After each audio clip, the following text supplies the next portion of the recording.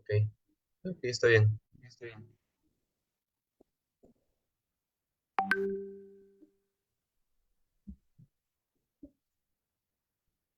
Todos los participantes, a las especialistas agradecerles por la oportunidad de poder charlar un poco sobre lo que es el proceso administrativo disciplinario, ¿no? Partiendo de que el proceso administrativo disciplinario es algo que se da en todas las entidades del Estado, ¿no? No solamente en el Ministerio de Educación y específicamente en la UGEL 6, que es hoy la que estamos presentando, en todas las entidades, y surge de una necesidad, ¿no? de regular de alguna forma la actuación de los servidores, ¿no? públicos, quienes dentro de sus funciones, ¿no? Así como tenemos derechos, ¿no? Tanto los docentes como auxiliares, ¿no? Como administrativos tenemos derechos, también hay deberes que debemos cumplir, ¿no es cierto?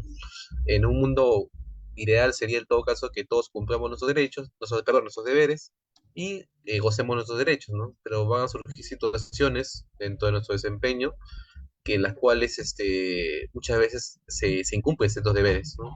Y ante esa situación surge la necesidad de que la administración pública pueda regular, ¿no? Y, como se puede decir, encauzar las acciones del personal o de los servidores públicos.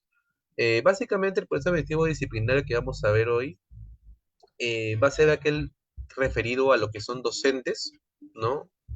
Docentes de la ley 29944, ley de reforma magisterial, entendiendo también que en lo que se refiere a los auxiliares y lo que se refiere al personal administrativo, le corresponde a trabajar o llevar el proceso administrativo a la Secretaría Técnica de la Ley de Institución Civil. Siguiente, por favor.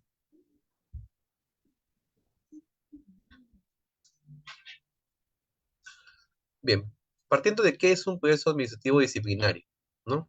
La Dirección Técnica Normativa de Docentes nos indica, ¿no? que es el conjunto de actos y diligencias que van a conducir a la verificación de la existencia o no de una responsabilidad administrativa funcional. Para que haya un proceso, tiene que haber previamente una denuncia de una persona que haya observado, ¿no es cierto?, o haya tenido conocimiento de una presunta falta administrativa. Y en base a eso, el UGEL 6, ¿no es cierto?, así como las demás UGELes y como las entidades del Estado, empiezan a realizar actos y diligencias para que se pueda verificar si efectivamente existió o no hay una responsabilidad administrativa. Entonces, el hecho de que haya un proceso administrativo disciplinario no de por sí no indica que ya una responsabilidad del servidor. Es un proceso de diligencias y de actos y que la recopilación de los mismos va a determinar o va a permitir verificar si hubo o no hubo responsabilidad. Siguiente, por favor.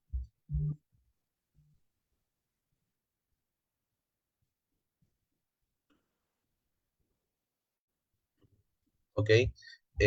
La normatividad la cual nos se rige el proceso administrativo disciplinario para docentes, bueno, conocemos la ley de reforma, la ley 29944 y su reglamento, el 0, Decreto Supremo 004-2013, también en la modificatoria 007-2015 y unas diversas modificatorias que han venido saliendo sobre el reglamento de la ley de reforma.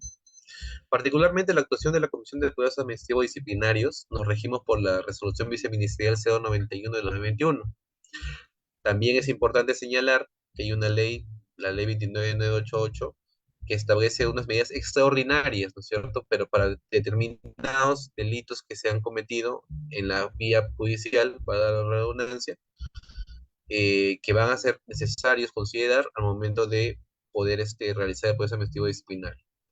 Como su remedio también el decreto 004-2017 y la ley 27337, que es el Código de Niños y Adolescentes, que es muy importante en lo que es un proceso administrativo disciplinario. Continúe, por favor. Siguiente.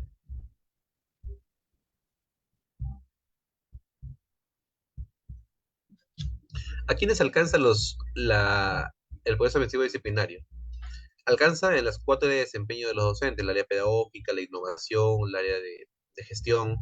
Y dentro de eso también debemos considerar que no solamente alcanza a los profesores nombrados y contratados, también nos alcanza a los ex profesores contratados y también a los miembros de ciertas comisiones dentro de los colegios que sabemos que se forman en el inicio del año escolar, y también a los profesores que son retirados. No quiere decir que cuando cesa con él la responsabilidad. Aún se le puede dar un proceso administrativo disciplinario. Entonces es importante considerar eso porque muchos profesores contratados sostienen que, bueno, ya se acabó mi contrato, entonces ya no soy pasible de una responsabilidad, toda vez que ya no pertenezco a una institución educativa, ¿no? También es puede ser contratados, porque lo que se tiene en cuenta en sí es el momento en el cual se ha cometido la presunta falta disciplinaria. Entonces, eso es lo que se va a considerar. Siguiente, por favor.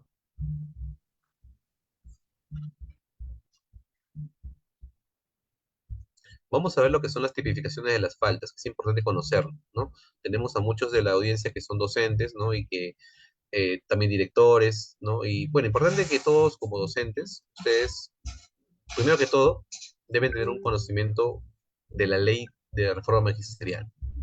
Y ahí está todo, y en el reglamento. Entonces, no solamente muchas veces por el tema de la progresión personal nos fijamos en lo que son las encargaturas, lo que son los ascensos, vacaciones, remuneraciones, pero es importante también conocer cuáles son esas faltas que tenemos que tener en cuenta.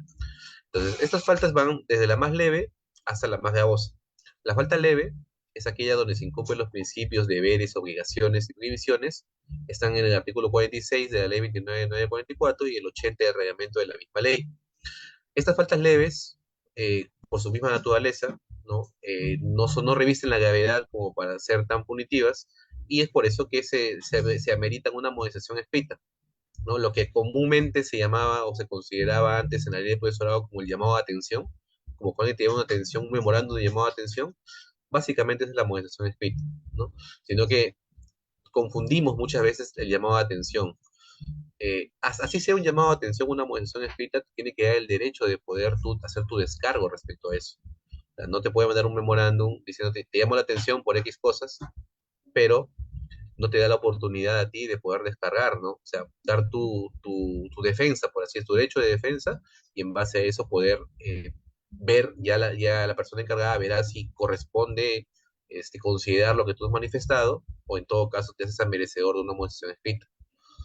Luego sigue la falta no tan leve, ¿no es cierto? Muchas veces es una reiteración. Cuando ya te han amonestado de manera escrita dos veces, la tercera ya te hace meditar, ¿no? Una suspensión hasta por 30 días. Estamos hablando de una suspensión de las remuneraciones, ¿no? Esa es como una falta de infracción o omisión del artículo 47 de la ley de reforma y el 81 del reglamento. Luego de eso, sigue la falta grave, ¿no? Ya que es una falta de infracción a los artículos, los deberes, prohibiciones señalados en el 48 de la reforma y 82, particularmente los deberes que están en el 40 de la reforma magisterial. Este es temporal, faculta a la entidad, a la UGEL 06, a imponer una sanción de entre 31 días, 31 días y 12 meses sin remuneraciones, ¿no? Posteriormente, la falta muy grave, ya la última, es la que amerita la destitución. Cuando tú has sido sancionado dos veces con cese temporal, el tercero, así la falta no revista la gravedad, pues, de que amerita que sea tan gravosa, por así decirlo, la reiterancia de la misma, hace que ya la tercera, pues, sea una destitución, porque indica que no has, pese a que te han sancionado dos veces, no has sabido reencauzar tu actitud, ¿no? Y esta destitución básicamente son las que están señaladas en el artículo 49 de la ley de reforma y el 83 del reglamento. Continúen, por favor. Entendiendo también lo siguiente, que la destitución también implica que se te va a registrar en el registro de sanciones de servir y no vas a poder trabajar en la función pública por 5 años. Entonces, por eso es importante eh, considerar nuestras acciones que van a militar eso, ¿no? Las faltas leves, ¿no? Lo que son las sanciones o amonestaciones o suspensiones, en el caso de lo que es de docentes, personal jerárquico, coordinadores, ¿no? Sea contratados o nombrados, lo va a investigar el mismo director del colegio, ¿no? Como dice su director, personal jerárquico, docentes. Ellos son los que investigan, ¿no? Muchas veces en los colegios, son pocos los colegios en los que los directores hacen una investigación. Generalmente justamente se han hecho ponencias, ¿no? De habilidades sociales, del manejo de relaciones humanas. Entonces, eh, que un director, pues, inicie un proceso administrativo disciplinario, pues, lo que puede colisionar de alguna forma con el tema, ¿no? Porque lógicamente va a generar en un docente una, una actitud o una molestia, ¿no? Pero debemos entender, sobre todo auditores que están presentes, ¿no? que muchas veces, uno que todo es el deber que tienen para poder hacer encauzar la amonestación o la suspensión. Y otra cosa es que eh, ustedes puedan, eh, a ver, se pone, ok, ustedes puedan, por así decirlo, están en la oportunidad de que una moderación escrita haga que el docente pues cambie su actitud, ¿no? Y no llegar a esperar a que el docente persista, persista, persista, y en algún momento ya pues sea un cese temporal o sea una destitución. En el caso de directores de colegios, directores de AGP o lo que era AGP antiguamente, especialistas, el mismo director de UGEL lo investiga el AUGEL 06, específicamente el área de recursos humanos. Siguiente, por favor.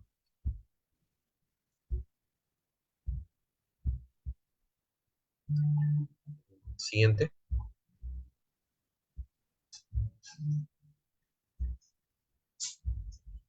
Ok, vamos a las faltas graves, son muy graves que vamos a encontrar en la ley de reforma, que ameritan la sede temporal de la institución. En el caso de lo que es el profesor, personal jerárquico, ahora sí, subdirectores, directores especialistas, se encarga la Comisión de Procesos Permanente, Administrativo y Disciplinario para docentes del UGEL 06 o de las mujeres que ustedes se encuentren, ¿no? Ellos son los que encargados de hacer el proceso administrativo disciplinario, la investigación y de meditar el caso del proceso administrativo disciplinario. Luego la investigación, en caso ya sea algo, una falta grave o muy grave del director de gestión pedagógica de la ADREL o de la UGEL o el director de la UGEL, ya se encarga la comisión especial de procesos administrativos, que se encarga de la departamental. Siguiente, por favor.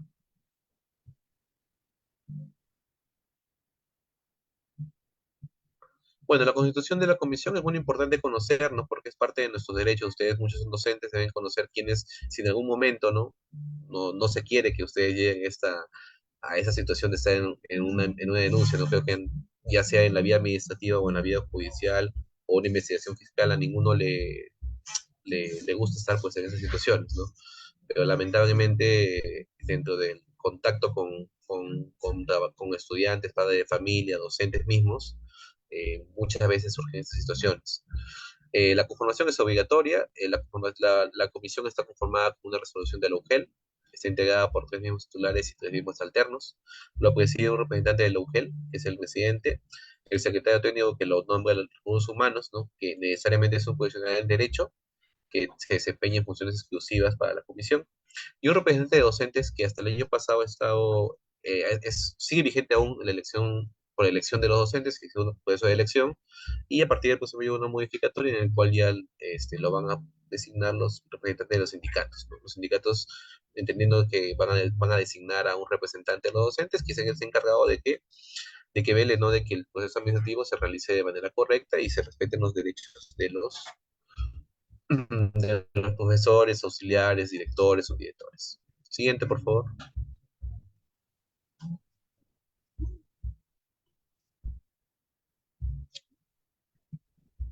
Bien. Eh, es lo mismo de la comisión especial, simplemente que está presidida por el director de la ADREL y dos especialistas de educación, ¿no? La formación es obligatoria, igual con una resolución de ADREL, y la comisión, hay importante que pueda hacer depuracionales que resulten necesarios para el cumplimiento del debido proceso, quienes vienen a ser asesores de la comisión, ¿no? Pero al final la comisión es la que delibera y considera si eh, considera la recomendación que va a realizar al titular de la entidad. Siguiente, por favor.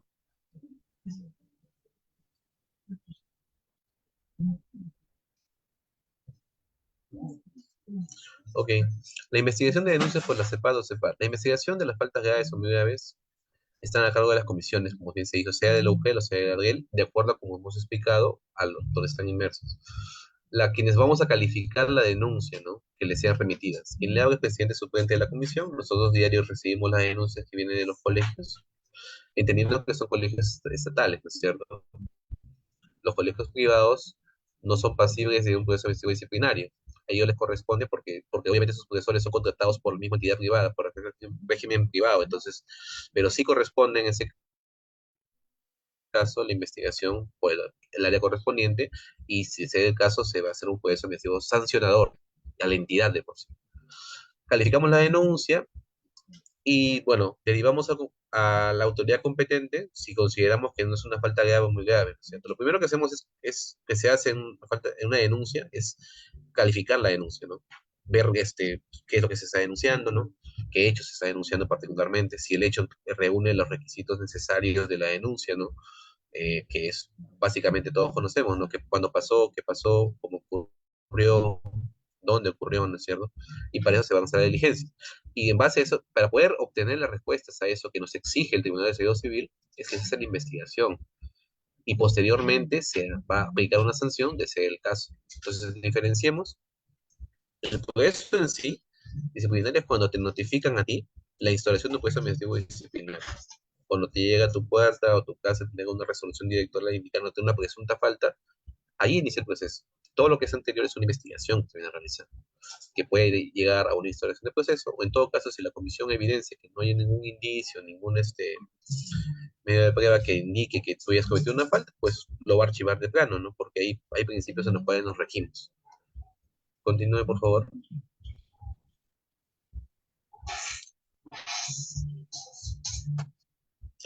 ¿Cómo es el proceso dentro de la presentación de calificación? Una vez que ingresa por mesa de partes la denuncia, que la puede remitir el colegio, la puede remitir cualquier persona natural debidamente identificada con un DNI, puede hacer su denuncia. Ingresa a través del colegio, si es un hecho que pasa en el colegio, y si el mismo no siente la confianza o no siente la seguridad de que van a dar la atención a su denuncia, pues puede acercarse directamente a la UGEL a hacer la denuncia correspondiente por mesa de partes y se le va a atender siempre y cuando completen los datos personales que exige el tubo de la ley 27744.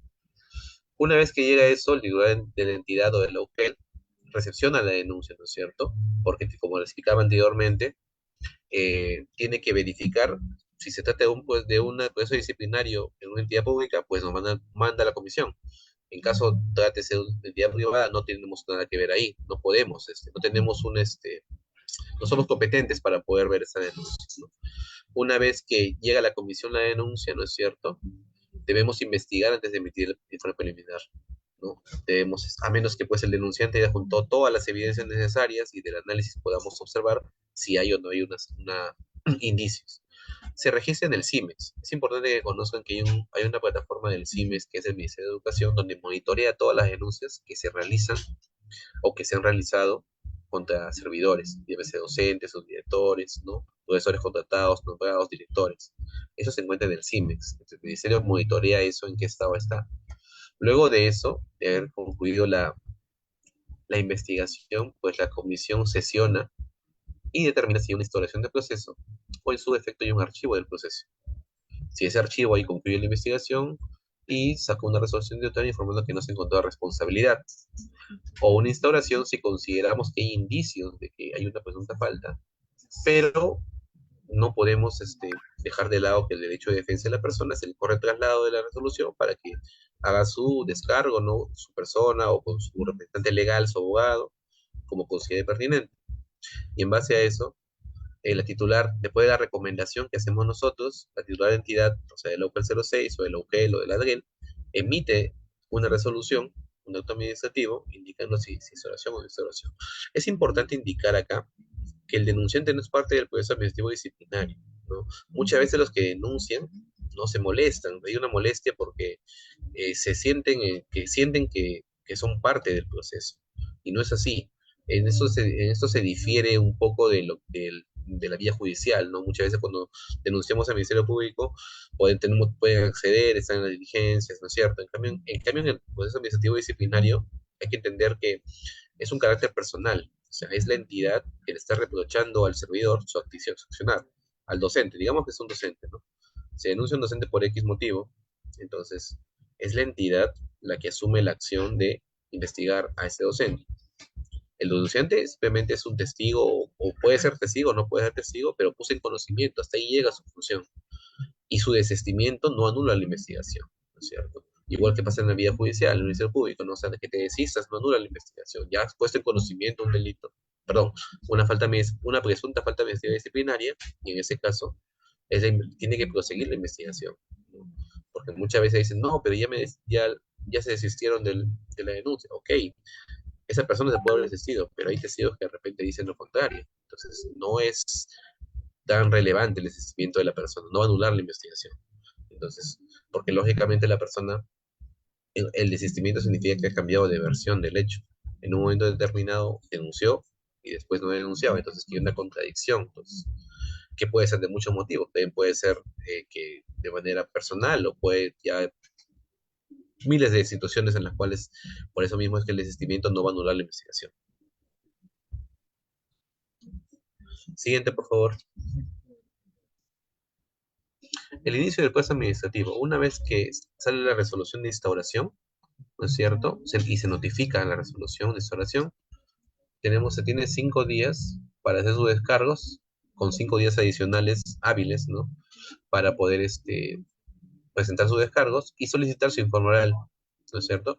Luego de eso, desde la notificación hasta el informe final existen 45 días hábiles para poder emitir un informe final respecto a eso, ¿no? Y en el informe final la comisión recomienda sanción o absolución. De esta recomendación, el titular de la entidad en 5 días va a emitir una resolución, ya sea de sanción o absolución. Ese es el proceso sencillo y rápido. Eh, pero muchas veces los 45 días, si bien es cierto hay un plazo determinado, también servir en varias resoluciones y en unas resoluciones a la pena determinado que muchas veces la investigación disciplinaria conlleva un tiempo mayor, porque estamos hablando de una sanción a un docente, ¿no? A un subdirector, a un director. Entonces, si bien es cierto hay un plazo determinado, ¿no? Mientras las diligencias ayuden a tener certeza a la comisión, entonces es importante poder considerar que muchas veces el plazo también debe servir de dicho que tienen que regirse por lo que dice, supletoriamente por lo que dice el tubo de la ley 27444. Siguiente, por favor.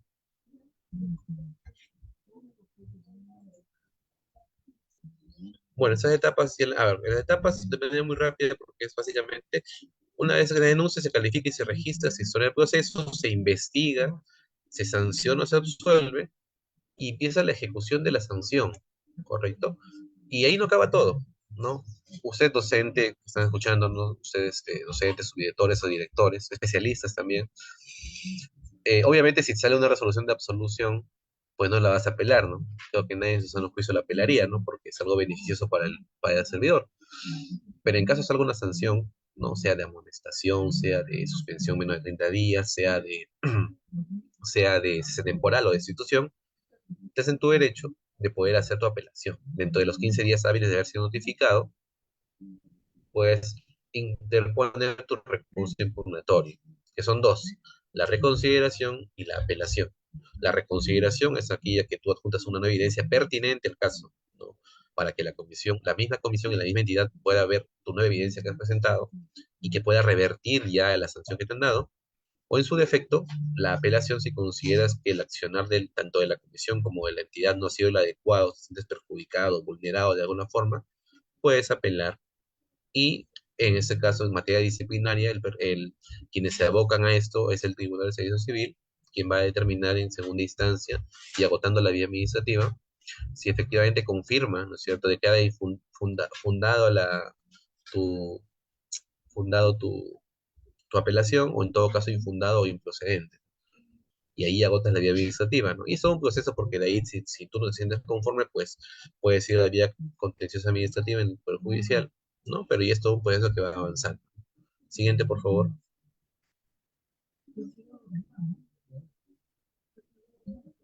Es importante al momento de hacer las sanciones, sobre todo las sanciones, y también para las absoluciones, deben concurrir todos los puntos que están acá para determinar la gravedad de la falta, calificarse la gravedad de la falta. Eso se califica en la denuncia, ¿no? ¿En qué circunstancias la ha cometido? ¿No? ¿Qué forma? ¿Fue en la aula? ¿Fue fuera del colegio? ¿Fue en hora de trabajo? ¿No? La forma en la que se ha cometido, ¿no? ¿Cuál fue la forma que realizó? Por ejemplo, no es lo mismo que un menor le golpees sus manos en la mano, que agarres un palo y le golpees, ¿no es cierto? No es igual la forma en que se comete. Lo mismo que a un niño le digas cállate, a otro niño le pegas, a otro niño le jalas la oreja. Entonces hay una concurrencia de varias infracciones, ¿no es cierto? La participación de uno o más servidores, ¿no es cierto? Muchas veces es el caso que puede haber eh, que, que muchas veces en los colegios existe el tema ya de bullying,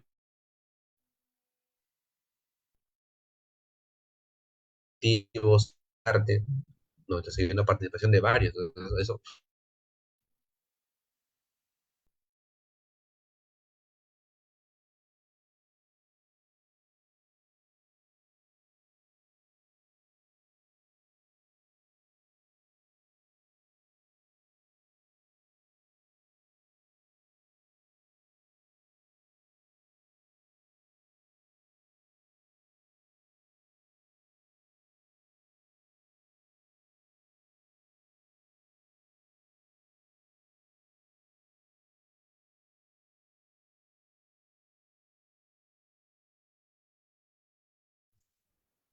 bueno, sí, ¿me escuchan? Disculpen, creo que tengo un problema con internet. Eh, Bien, en la gravedad al daño, ¿no es cierto? No es lo mismo la gravedad al daño del público o al bien jurídico protegido. Es importante ver cuánto grave han hecho la acción, ¿no es cierto? El perjuicio económico causado, no sería un perjuicio económico, no es lo mismo una falta, una, como si yo voy a decir, un abandono de cargo que haber malgastado el dinero de los chicos o haber pedido dinero a los estudiantes, ¿no? Entonces el perjuicio económico es mayor. Un beneficio legalmente obtenido, el mismo ejemplo anterior, ¿no? No es lo mismo el beneficio si es que tú has pedido dinero a los estudiantes, estás obteniendo un beneficio ilegal, que estás teniendo tú. Luego, la existencia o no la intencionalidad en la conducta del autor, o sea, tienes que hacer una conducta si tú con conocimiento, con intención has realizado, ¿no? Algunos casos puede ser que no hay una intencionalidad, ¿no? Digamos que el profesor no lo sabe, pero sufre de una enfermedad, ¿no? De una enfermedad y en algún momento determinado pierde el control, ¿no? Por así decirlo. Entonces va a depender de eso. Y la situación jerárquica del autor, los autores. No es lo mismo una falta administrativa de un docente que la de un coordinador, ¿no es cierto? Porque se supone que una persona que es un coordinador ya tiene cierta experiencia, mayor experiencia, ¿no es cierto? Por algo está en un cargo jerárquico, tampoco de un subdirector y mucho menos de un director, ¿no es cierto? Porque el director ya tiene años de experiencia, se supone que es el representante del colegio, entonces su situación es diferente a la docente, no podemos equiparar la falta a un docente que con un director. Siguiente, por favor.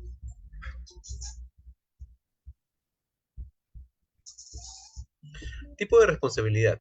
Eso es justo, como te digo, porque es una constante pregunta de tanto de los denunciantes como los docentes, ¿no? Hay una responsabilidad administrativa, ¿no? Cuando los profesores han contravenido el ordenamiento jurídico administrativo y las normas internas de la entidad, ¿no es cierto?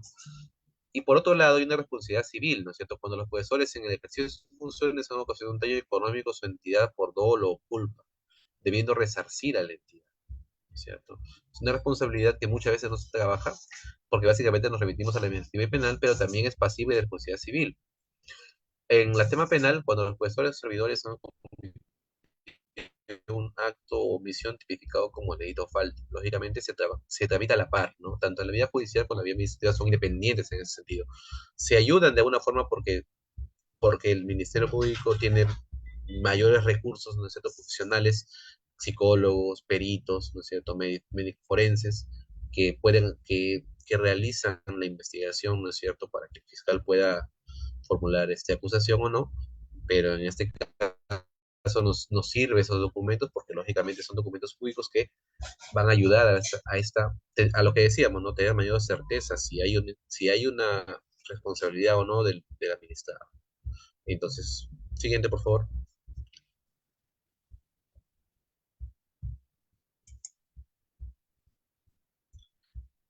Tenemos también cuáles son las características de las medidas preventivas y de retiro. Es importante entender esto, ¿no? Las medidas de preventivas y de retiro.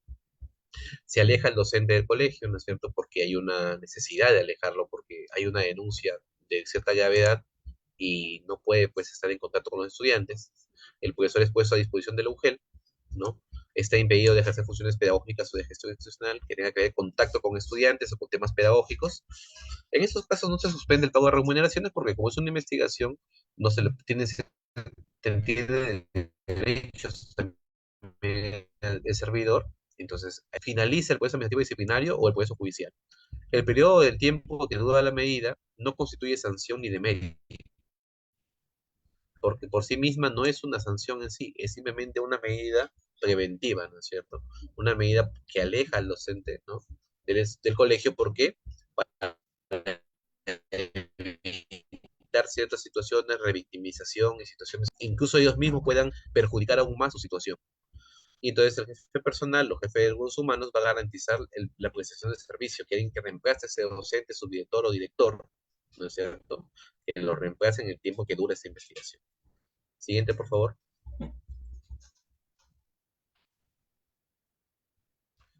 Bien.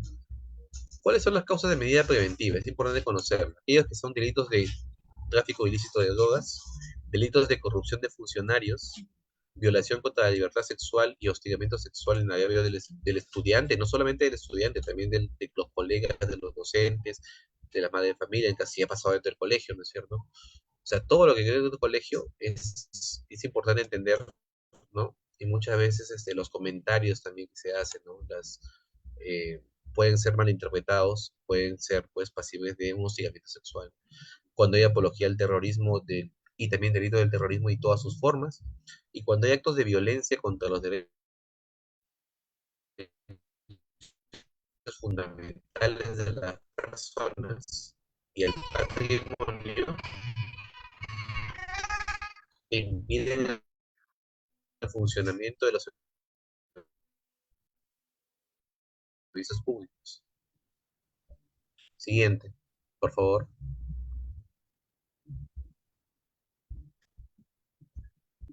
Siguiente. Ok, gracias. Este, la medida preventiva es una denuncia administrativa o judicial presentada ante el colegio, ¿no es cierto? Que tiene que ser motivada y razonable, con motivación y razonabilidad. No puede poner a disposición a cualquier persona porque se está sacando del centro laboral, tiene que ser motivada y ajustada a derecho. El director remite de oficio la medida preventiva, el director del colegio informa al titular, ¿no es cierto? Y el jefe y persona del UGEL le asigna funciones al profesor separado y a la vez garantiza la prestación de servicio contratando un docente, encargando la subdirección o la dirección a los que puedan asumir de acuerdo a los requisitos para que en lo que dure la investigación. Siguiente.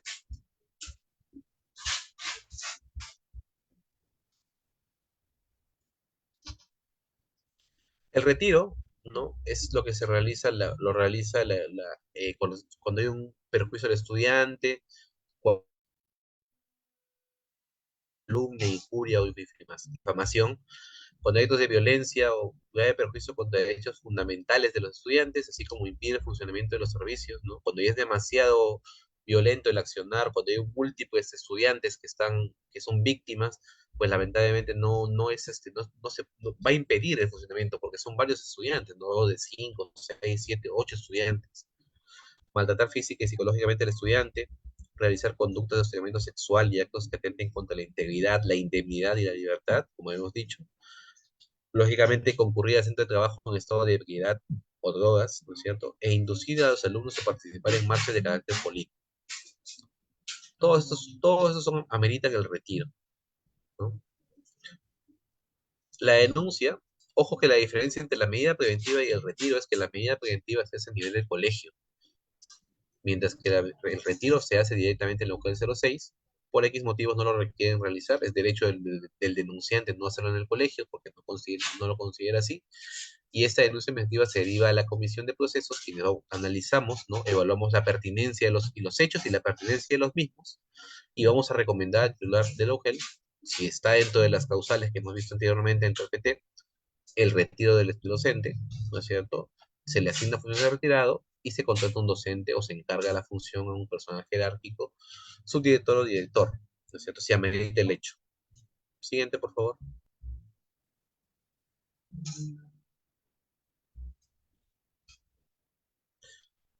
¿Cuándo se da la prescripción y la conclusión del proceso administrativo disciplinario? Es una pregunta muy recurrente y para los que no entienden un conocimiento de lo que es la prescripción, en todo proceso administrativo, o ya sea en la vía judicial o en la vía administrativa, existen ciertos derechos que favorecen de alguna forma al investigado o al procesado.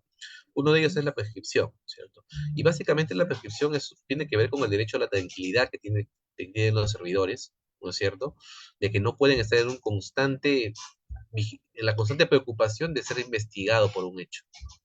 y también pone un límite a la potestad sancionadora de la mediación, de la administración, porque nos ponen plazos para que podamos investigar, ¿no es cierto?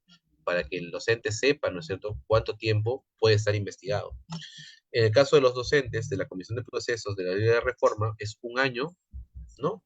A partir de la fecha del informe preliminar que hacen de conocimiento al titular de la entidad. Hay varios supuestos en la resolución de Sala Plena 01-2019, desarrolla algunos supuestos, ¿no es cierto? Pues primero que todos, por ejemplo, desde que tú cometes el hecho, tienes 4 años, tiene 4 años para poder iniciar la investigación. Al siguiente día, los 4 años ya no puede. La entidad está obligada a declarar la prescripción de la denuncia, perdón, la prescripción de la responsabilidad y determinar pues ciertas responsabilidades de la inacción o de las personas que la inacción que ha ocasionado que no se puede investigar. La prescripción es declarada de oficio o también puede ser a petición del mismo administrado. Una vez que, como dice ahí, una vez que se instale el proceso investigador disciplinario, tiene un año para poder concluir el proceso administrativo disciplinario. Pasa un año al siguiente día y no han concluido, pues se dictará la prescripción. Pero ¿qué pasa? Digamos que es un caso en el cual hay evidencias, demasiadas evidencias de una falta disciplinaria, pero lamentablemente ya pasó el año, entonces el servidor se va a tener que declarar la prescripción, porque como dice acá, es declarada de oficio o petición, sin mayor análisis de fondo. Simplemente se determinan los plazos, si está prescrito, pues se determinará la responsabilidad de la entidad, de los responsables de la entidad, ¿no es cierto? De quién, por qué esta inacción ocasionó que no se sancione en su defecto o no se dé una resolución de certeza del accionar de un servidor. Mediante un informe de la CEPAD, dice, se detalla las causas y los presuntos responsables, ¿no? Para que se dicen las acciones administrativas, ¿no? Todo es una cadena. Y la conclusión del proceso disciplinario se produce con el informe final, que son 45 días, y la resolución de sanción o absolución. Siguiente, por favor. Eso es importante entender. La ejecución de resoluciones es de ejecución inmediata. Una vez que te notifican la resolución, se ejecuta inmediatamente. No hay una medida, en la vía administrativa, en el proceso disciplinario, no hay una medida cautelar, a menos que la misma resolución no indique eso, pero es de ejecución inmediata de las resoluciones. Y los recursos impugnativos no van a interrumpir su ejecución. Hacia la apelación o sea de reconsideración no van a interrumpir la ejecución de la misma, no va a proseguir hasta que en segunda instancia te dé la razón, pero ya lamentablemente hasta su siguiente, por favor.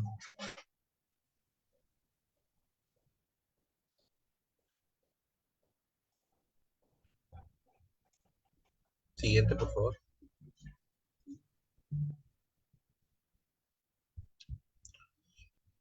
Ok, lo que se refiere a la condena penal, hay muchos cuestionamientos, ¿no? No, que la persona sea condenada en la vida penal. La condena penal tiene que ser consentida o ejecutoriada, ¿no? La pena privativa de libertad dice por delito doloso y va a acarrearte la destitución automática sin proceso administrativo. O sea, si hay conocimiento de algún docente, escritor que ya ha, ha sido privado de su libertad por un delito doloso, va a acarrear de manera automática la destitución sin previo proceso administrativo disciplinario, se va a emitir la resolución, no indicando la ejecución.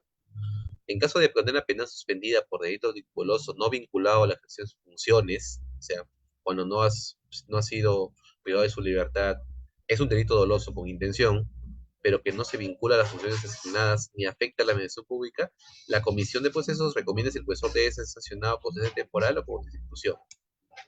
Por poner un ejemplo así de manera ligera, si algún docente o su director o auxiliar ha sido condenado, no sé, por el robo de un celular, por así decirlo, aunque ahora está más grave la pena, ¿no? Pero por poner un ejemplo sencillo, y le han dado suspendida, por tentativa, que es menos, suspendida, ¿no es cierto? Es un delito doloso, hay una intención, pero no está vinculado ni a la administración pública ni a las funciones como docente. Pero en ese proceso no va a ser una destitución automática. La comisión va a evaluar si efectivamente debe sancionarse, pues no, por este hecho. Pero en caso ya sea uno que haya estado en la cárcel, privado de su libertad y de manera dolosa, si no hay forma de analizar esa destitución automática. Continúen, por favor. La inhabilitación, dice. Es importante conocer esto porque hay muchas dudas que tienen los contratados, sobre todo, sobre el tema de la inhabilitación de la función docente o función pública en sí. La suspensión y el cese temporal inhabilitan en el ejercicio de la función docente hasta el término de la sanción. Digamos que hoy día estamos 8 de febrero, te ponen un mes, hoy te notifican tu sanción de un mes. Entre el 8 de febrero y el 8 de marzo no puedes trabajar. Hasta ahí culmina tu sanción, tu inhabilitación, por así decirlo, para trabajar. Pero en caso te destituyan, y bajo cualquier forma o modalidad que haya sido, es un periodo no menor de 5 años. O sea, si te sancionan hoy día 8 de febrero del 24 por una institución, no puedes volver a trabajar bajo ninguna forma en la función pública, llámese en el Estado, para ponerlo así, hasta sería 25, hasta el 2029, 8 de febrero del 2029. Esa es la diferencia. Y por resolución judicial, ¿no? Inhabilita conforme al artículo 36 del Código Penal, ¿no? Según los términos de la sentencia que hemos visto anterior. Y esa parte importante, por delito de terrorismo, libertad sexual, corrupción de funcionarios o tráfico de drogas, el profesor queda impedido de ingresar al servicio público de nuestra educación para siempre. O sea, de por vida, por así decirlo. No va a poder ingresar más en ese tipo de casos. Ahora, la pregunta que siempre hacen los contratados, sobre todo, porque no tomamos tanto, ¿no? Si la suspensión me va a permitir trabajar, no me permite trabajar. Es importante que ustedes tengan en cuenta que la sanción en sí es ese mes que se pone o 2 meses que se pone. Ahora, si van a poder trabajar o no, eso ya va a depender de cada norma técnica que exista para el proceso determinado, ¿no? Porque recuerden que cada proceso tiene su norma técnica específica, ¿no? Llámese contrataciones, reasignaciones, encargaturas, designaciones, y entre las cuales hay ciertas causales, ¿no? Causales que impiden, impedimentos, por así decirlo, y, y si lamentablemente está ahí, pues ahí especifican ya, son características o condiciones especiales que se exigen, pero que no tienen nada que ver con la inhabilitación, es simplemente son prohibiciones de cada norma técnica y que tienen que estar los servidores constantemente revisando, ¿no? Porque cada cierto tiempo se modifican en sí. Siguiente.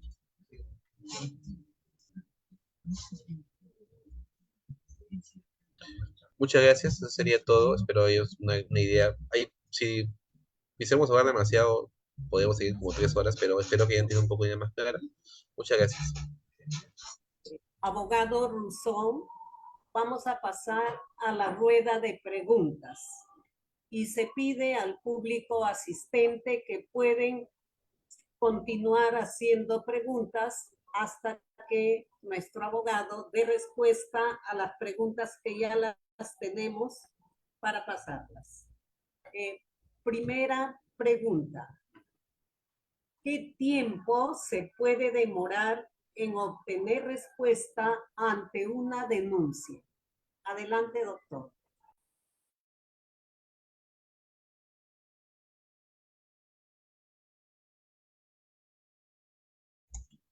No te escucho muy bien, Norma. ¿Puedes repetir, por favor? Sí, doctor. Sí. Vuelvo a repetir. ¿Qué tiempo se puede demorar en obtener respuesta ante una denuncia? Ah, perfecto. El tiempo que indica la norma técnica son de 30 días hábiles desde la calificación de la denuncia hasta la emisión del informe preliminar. Pero por eso les digo que es importante también que ustedes revisen la resolución de Sala Pena 01-2019, donde indica también que de manera supletoria se aplican los plazos del tubo 27444, que indica que son para la investigación es prácticamente es un año. Entonces, pero básicamente son 30 días hábiles para responder puntualmente la pregunta. 30 días hábiles.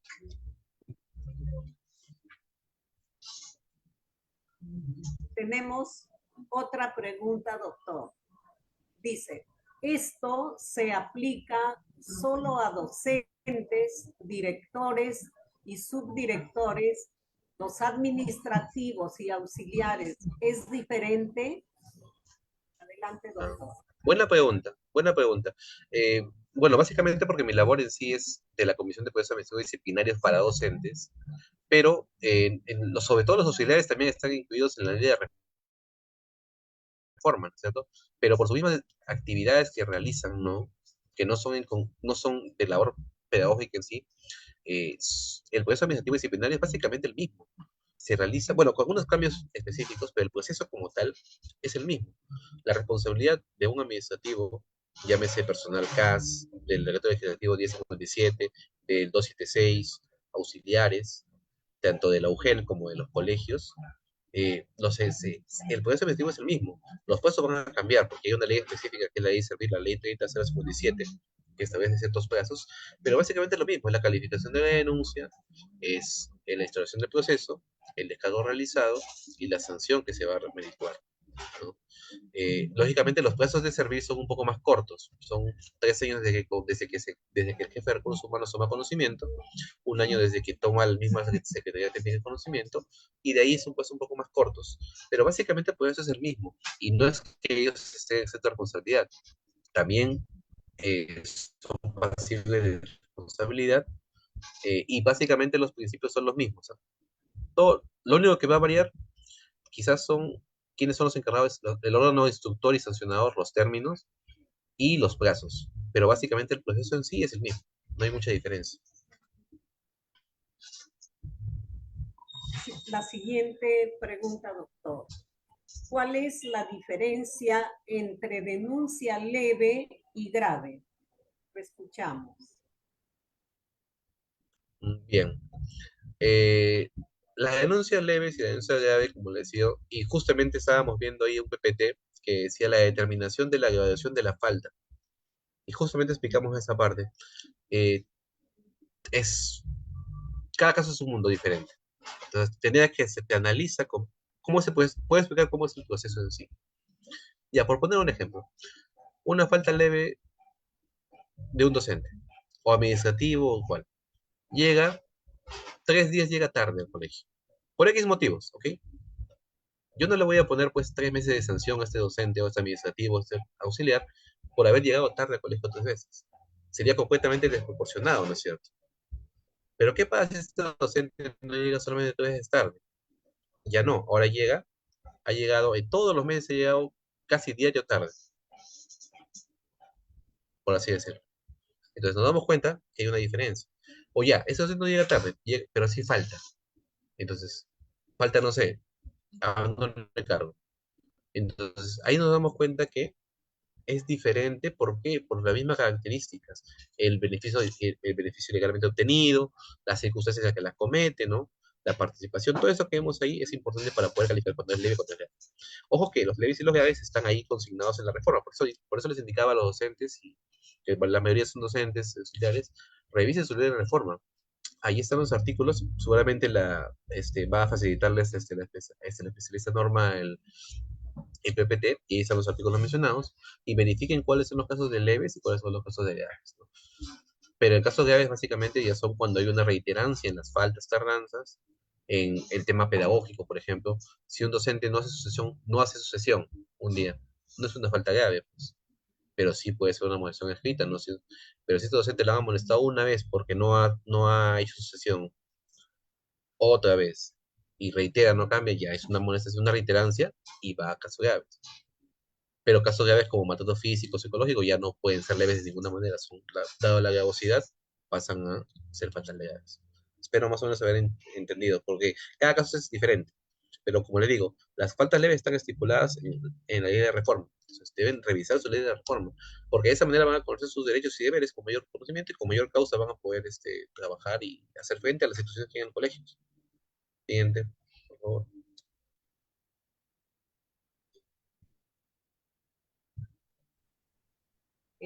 Doctor, dice, si un docente no asiste a las reuniones colegiadas, ¿se considera falta? Si un docente no asiste Mm, a las reuniones colegiadas, ¿se considera falta? entiendo reuniones colegiadas con el tema de que ahora con los docentes de 30 horas pedagógicas, ¿no es cierto? Quiero entender la pregunta así. Hay una hora específica para horas colegiadas de reunión, ¿no? Entonces, esa hora está de la hora de trabajo, ¿no es cierto? Y es remunerada. Entonces, de por sí, si falta una vez a esa hora, es una falta leve. El director está en la obligación de encauzar. Pero ¿qué pasa si ese docente, ¿no es cierto?, no asiste? no existe reiteradas veces. ¿Qué está haciendo? Está omitiendo, ¿no es cierto? Es como comúnmente se decía antes, ¿no? Está evadiendo la clase, está evadiendo la reunión, ¿no es cierto? E indica la norma, ¿no es cierto? En el 80, si no me equivoco, el 82.82 del reglamento indica en lo que no solamente el abandono de cargo, no solamente o la o el tema de la inexistencia es si tú no te vas todo el día, ¿no? ¿Qué pasa si tú estás todo el día, tocas a las 2 de la tarde y te vas a la 1? No registras salida. Al no registrar salida también estás iniciando el trabajo. Tengan cuidado. Y si falta, y como la pregunta que hace, si falta una vez a la reunión, es una falta leve. Si falta más de 3 seguidas, diarias, ¿ah? Ya puede revestir una falta grave, pero tendría que analizarse. Y si falta 5 o 6 en un periodo de 2 meses, falta grave también. Entonces, por eso le decía que es importante que las faltas leves se atiendan. Y en este particular es una pregunta muy interesante porque suele pasar que las reuniones colegiadas no asisten, ¿no? Y es una constante que los directores se quejan, ¿no? Que no me hacen caso, que no me asisten. Pero tienen que partir de que el director tiene que poner un principio de autoridad, ¿no? En base a derecho y rencosar al docente. Siguiente.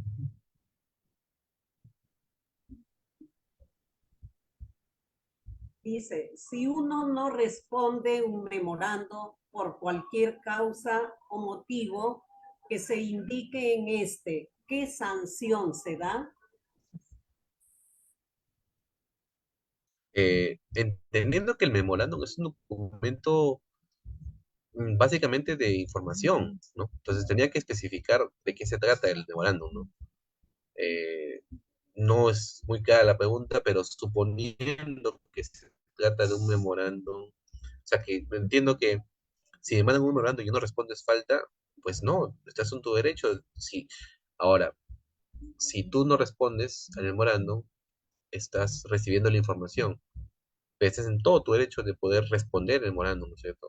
A la autoridad que te lo haya enviado, ¿no? Indicando, ¿no? Si es una llamada de atención, indicando que no eres merecedor, que no te meritan, ¿no es cierto? O la forma que sea. Pero no se entiende muy bien la pregunta, o sea, no es una falta que no respondas, por supuesto que no es una falta, no estás obligado a responder un memorándum, ¿no?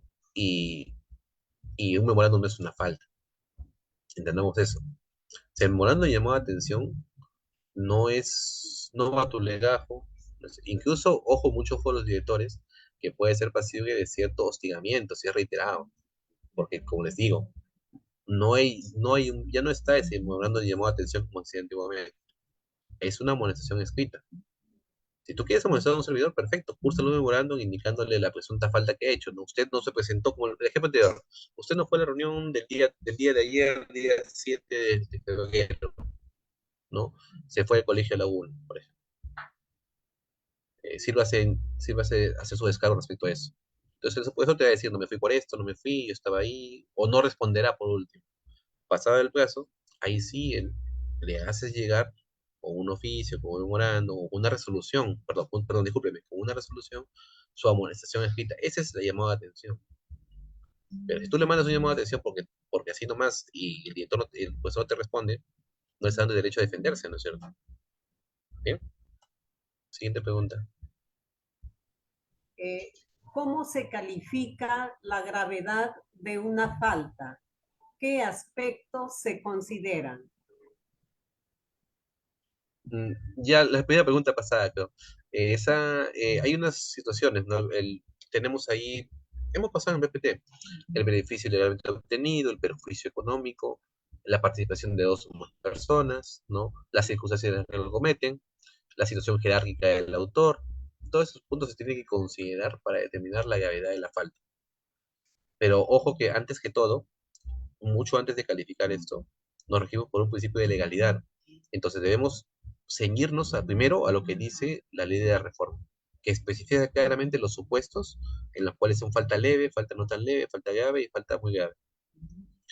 Pero también te deja abierta a interpretación unos literales ahí, y ahí sí empezamos a analizar con lo que les acabo de mencionar, ¿no? La forma en que se cometió, las circunstancias en las que se cometen, el perjuicio económico causado, el beneficio ilegalmente obtenido, el, ¿cómo se llama? La participación de dos o más autores, la situación jerárquica del autor o autores.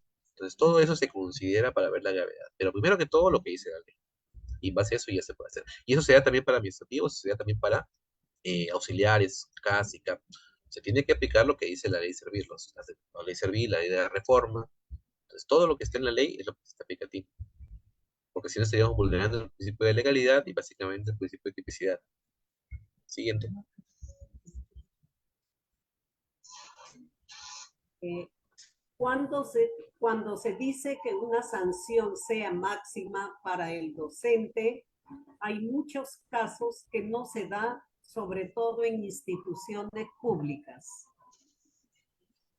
Como les digo, una buena pregunta, ¿no es cierto? Algunos dicen, ¿por qué no se les sanciona más? ¿No? O sea, yo entiendo que los denunciantes pues quieren la máxima sanción, ¿no? Ese es el denunciante pues sea agraviado o no sea agraviado, quiere la máxima sanción. Pero así como hay determinantes para ver la, calificar la denuncia, también hay que ver eso al momento de sancionar. Hay circunstancias atenuantes, ¿no? Atenuantes, ¿no? Que están consignadas en el tubo de la ley de la reforma y que el mismo Servir indica que debemos considerar, ¿no es cierto?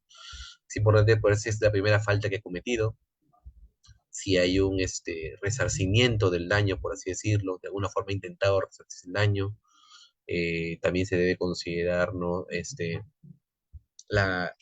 Si la falta cometida este, ha sido solo, con varios autores, de forma reiterada, es solo una acción, son varias faltas, son varios niños afectados, varios agraviados.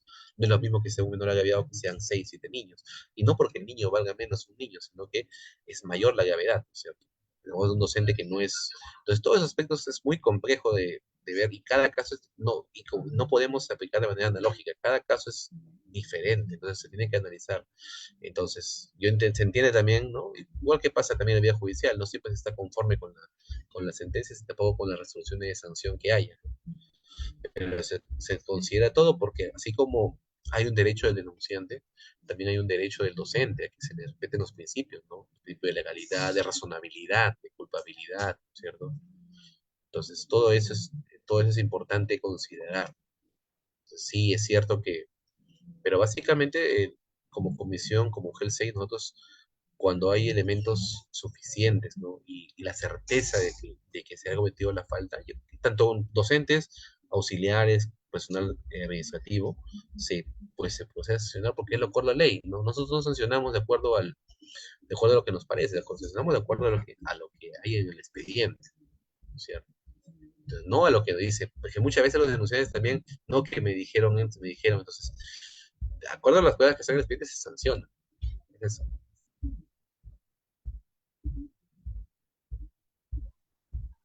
Siguiente pregunta.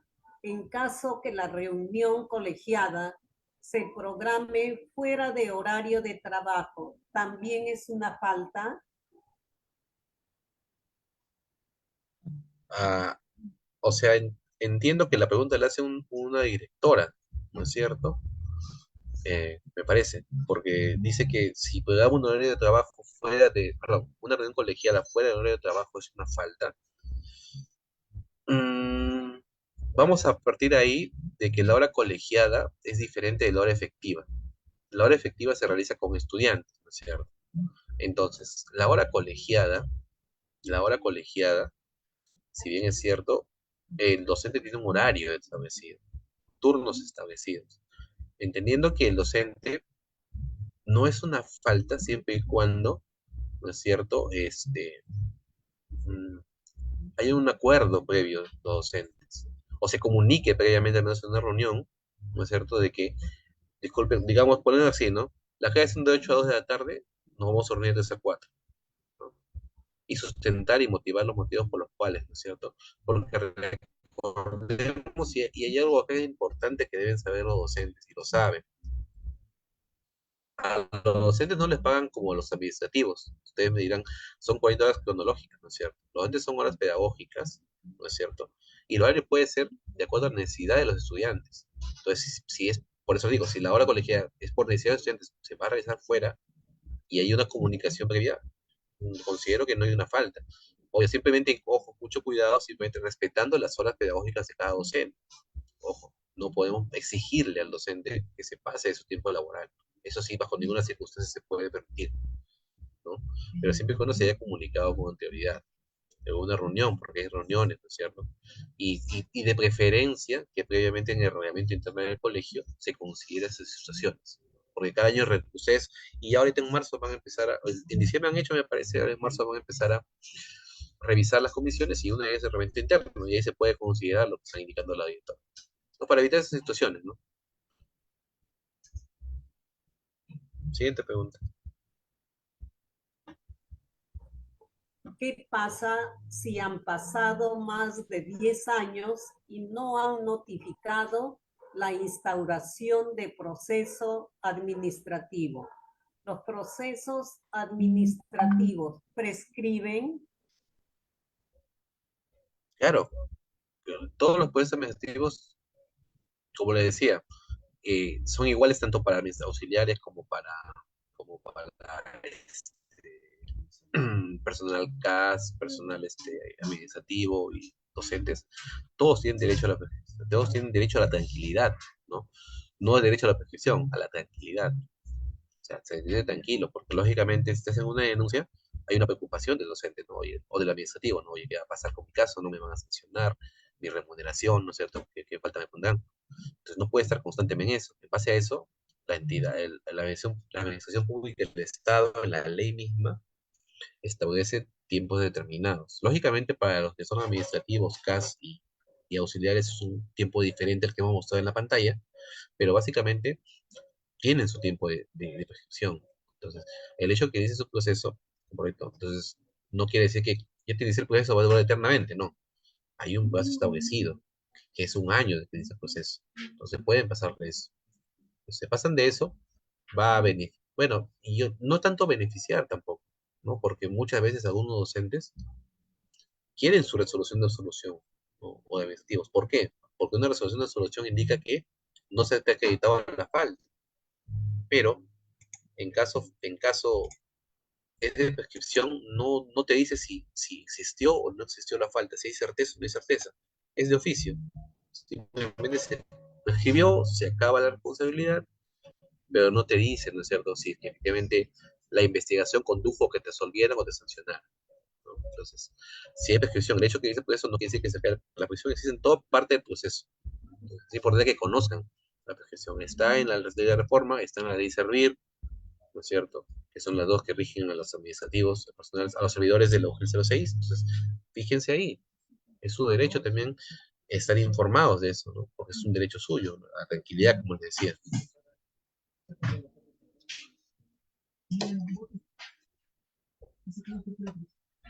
Eh, Doctor, hay una pregunta más.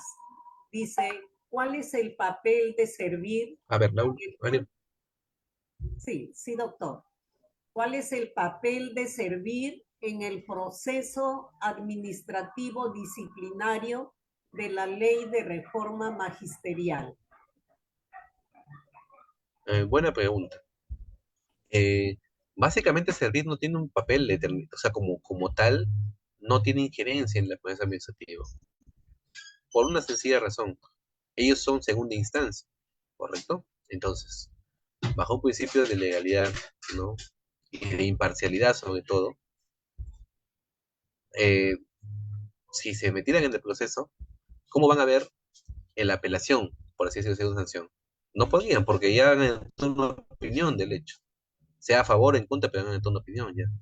Entonces, pero sí, ojo, que Servir saca informes técnicos, resoluciones vinculantes, ¿no es cierto? Que nosotros como comisión observamos, ¿no? Y tenemos en cuenta. Y exige Servir, ¿no? Servir nos exige. Y saca resoluciones plenas, por ejemplo, como les dije, la 001-2019, que indica los plazos de prescripción, ¿no es cierto? Nos dice que tenemos en cuenta. Esa es la forma, ellos orientan, nos orientan por fuera. Pero dentro de eso mismo Servir no se aboca, ¿por qué? Uno, porque la ley establece que es la comisión la encargada. Y dos, porque y la ley misma también indica que en materia disciplinaria es el Tribunal de Civil en apelación en segunda instancia es el encargado de ver la cuestión. Entonces, también estaría adelantando opinión. Pues. Entonces, ¿cómo va a garantizar tanto para la entidad como para el docente que conozca del caso y después conozca el mismo caso? Entonces, ya genera se rompe la imparcialidad y vulnera el principio de legalidad también. Pero sí Servin se encarga de capacitarnos, se encarga de dar resoluciones de sala plena, vinculantes, con precedentes vinculantes, informes técnicos para orientación. Entonces, esa es la forma en que Servin va de alguna forma detectando algunos casos y encauzando a las comisiones, pero no directamente. No interviene Servin directamente. Si su pregunta se refiere a la Secretaría Técnica de Servicio Civil de ahí servir, es también igual, no interviene. En segunda instancia es la que va a intervenir, ¿no?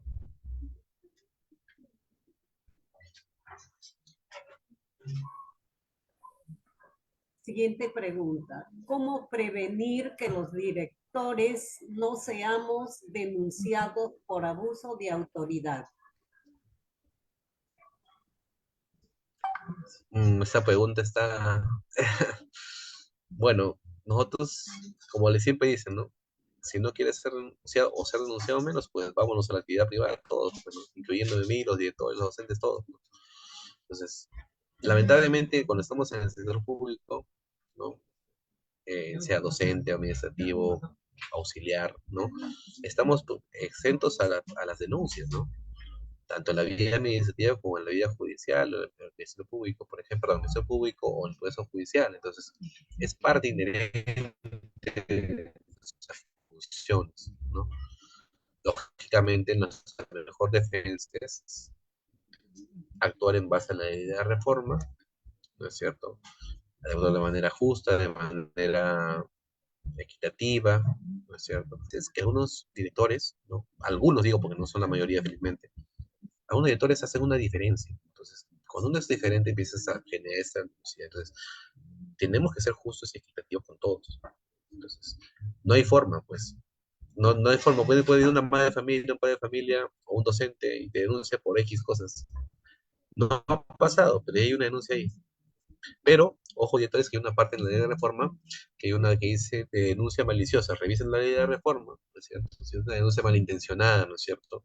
Que ya no tiene ningún pie ni cabeza, ni fundamentos, ni nada, como el ánimo mismo de molestar, ¿no es cierto? De incomodar o de causar temor o chantajear, no chantajear, sino causar, amenazar a un director, ¿no es cierto? Para que muchas veces pasa, ¿no? Que el director quiere poner orden y a los docentes o administrativos quieren lo denuncian, ¿no? Entonces, como que le generan temor. Pero mientras actúes en base a la ley, no había forma. Ahora, decir que no te van a denunciar, pues como le decía, nos vamos al sector privado, entonces pues, estamos propensos a las denuncias, ¿no? Pero hay una parte que sí, como le digo al director, preguntado, director que ha preguntado, revise que hay una parte que denuncia maliciosa en la ley de reforma, y si en causa ahí que denuncia por denunciar cosas que no son ciertas, que rayan la calumnia, por así decirlo, estás en su pleno derecho de hacer la denuncia por denuncia maliciosa, ¿no? Entonces, revise eso, director o director.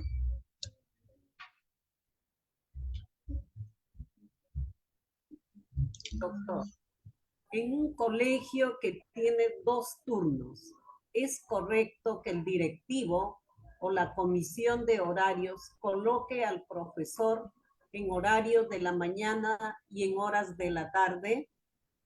Lo que se le llama el horario partido, doctor. Mm, buena pregunta. Como le digo, tenemos que analizar el caso específicamente, ¿no? Partiendo de que mm, tendríamos que ver también el contrato, ¿no es cierto? O el juego de horas, ¿no? Cómo está distribuido y en base a eso el horario en sí. Sí, ¿no? Pero debemos considerar también que lo importante, lo primordial acá son las horas efectivas y el aprendizaje de los estudiantes, ¿no? Que es a lo que se deben en sí los docentes. Entonces, la pregunta que hice ahí, no sé si es pertinente, ¿no? Es que muchas veces, de acuerdo al juego de horas, hay un orden de preeminencia, ¿no es cierto? Que, como les digo, igual, hay normas técnicas. Entonces, el profesor que está indicando ahí, si considera que han vulnerado su norma técnica específica para eso, porque cada año salen las orientaciones de año escolar y varía algunas cosas, ¿no? Pero si considera eso, es pertinente hacer su denuncia. y se va a analizar de acuerdo a la norma técnica, ¿no? Pero, como les digo, tendría que analizarse tanto el juego de horas y si es contratado también su resolución de contrato que indica, y también el tema de las horas efectivas, ¿no? Y sobre todo del tema de la infraestructura, porque tenemos el caso de que hay muchos colegios que están en construcción, entonces se dividen también, entonces son casos determinados, diferentes, por así decirlo. Entonces tienen que, pero en teoría, ¿no es cierto? Tendría que analizarse con mayor detalle para poder dar una respuesta. Pero en 2 turnos, sí, lo que está prohibido es que se exceda las horas de trabajo. Eso bajo ninguna circunstancia. Pero en 2 turnos, yo que se detalle en la queja, por así decirlo. Doctor, tenemos una pregunta más. ¿Es verdad que 3 tardanzas es una falta considerando dominical?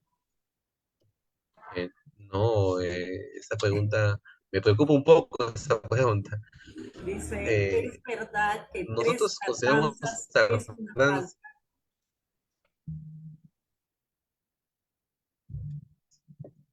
eh, a ver, en materia disciplinaria se considera falta en la hora que te corresponde trabajar, en el horario de trabajo. Suponiendo el caso, ¿no? Que sea miércoles, jueves y viernes, no es abandono de trabajo en la ley de la reforma porque indica que tiene que ser más de 3 días consecutivos. Es decir, si faltas miércoles, jueves y viernes, no se considera abandono de cargo como falta grave, porque tienes que faltar el lunes también para que sea una falta grave. Pero sí, otro ejemplo más para responder las preguntas, esas 3 faltas sí amerita que el director lo pueda suspender por una falta no tan leve, o leve, ¿no? Porque ha faltado, ¿no es cierto? Y ha perjudicado a estudiantes.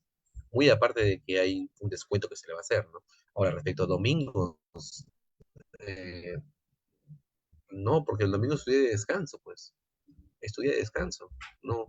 A menos que en tema de presupuestos, pero en tema de lo que es presupuesto podría ser, pero no. En tema disciplinario, no, bajo ninguna circunstancia. No podemos hacer un día que no corresponde, y todavía domingo, día familiar todavía. Entonces, ¿cómo vamos a considerar falta?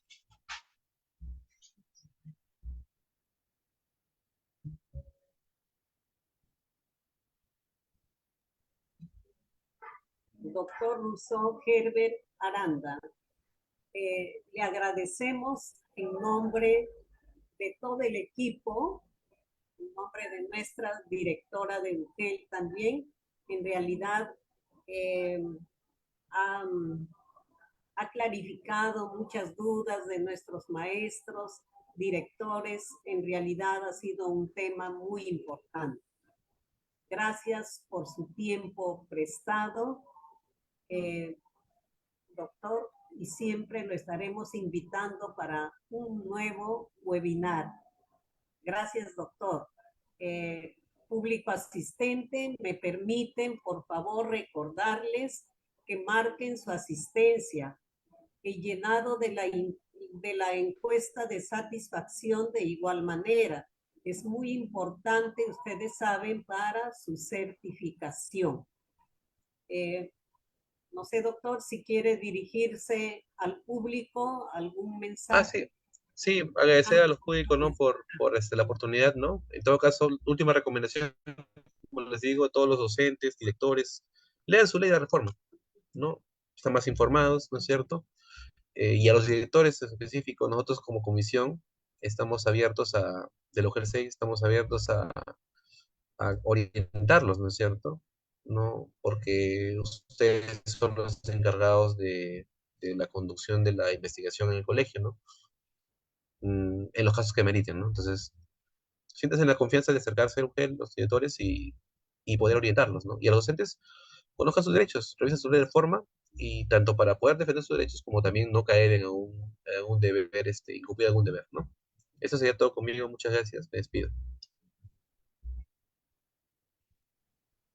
Gracias, doctor. En nombre de nuestra directora de la UGEL, la doctora María Milagros Alejandrina Ramírez Vaca, damos por clausurada esta charla tan importante como es procesos administrativos. Muy buenas noches a nuestro público y gracias siempre por acompañarnos.